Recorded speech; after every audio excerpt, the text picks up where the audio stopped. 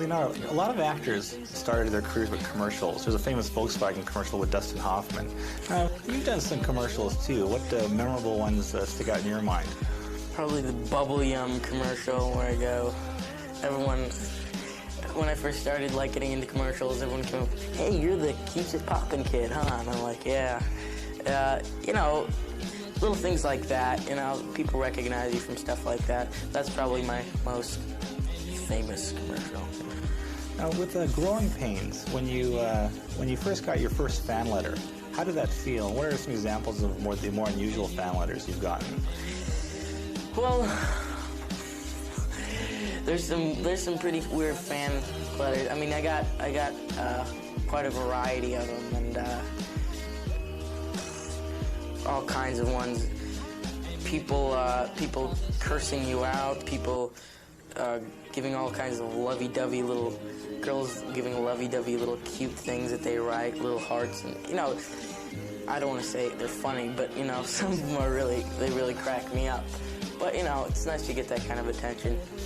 Now, doing the Critters 3 film, I imagine the budget was a little different. Now, what was the biggest difference doing that film as opposed to doing this one? Well, basically, in my opinion, everything that I've done before This Boy's Life is just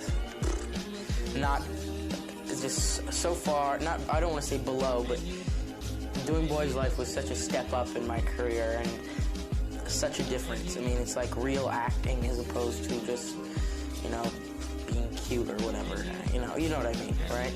So, you know, it's just such a step up doing this film. Yeah, on the press bus yesterday, a lot of people were talking that they thought you have a good chance of maybe getting an Oscar nomination next year. Is that in the back of your mind? Well, I can't deny that that would be great. I mean, I'm not gonna, but it's not like the thing that I'm concerned with as far as this film goes. I just hope people think I do a good job, and if that comes along, that's fine. I mean, but I just want this film to do, not necessarily do well, but critically I hope it does well, and I hope people enjoy the film and get something out of it. And if something like that comes along, I don't want to say it will or it won't, but I mean, that'd be great, but it's not something I'm concerned with. Well, this whole thing, your character is traveling by himself, very anonymously. With your life being the way it is now, do you kind of miss that, being able to go places without people pointing and getting the attention? I pretty much go wherever I want, actually. You know, that's the weird thing, is that I've sort of adapted to it. And the truth be known that I don't always get away with it, but, you know, you can't stop yourself from, you know, living the life that you want to live and having experiences that you want to have. Just because of it, you can't, you know, be victimized by it.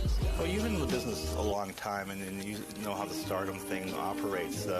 When this Leo Mania thing first hit, I mean, what was your first indication that life wasn't going to be the same after that? There was a lot of indications.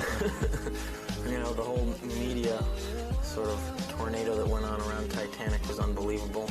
And the fact that, you know, the widespread success of the film, I knew my life would be different forever. But, you know, you take the pros with the cons, and the pros are that, you know, I have unbelievable opportunities now. You know, I'm going to make the best of it.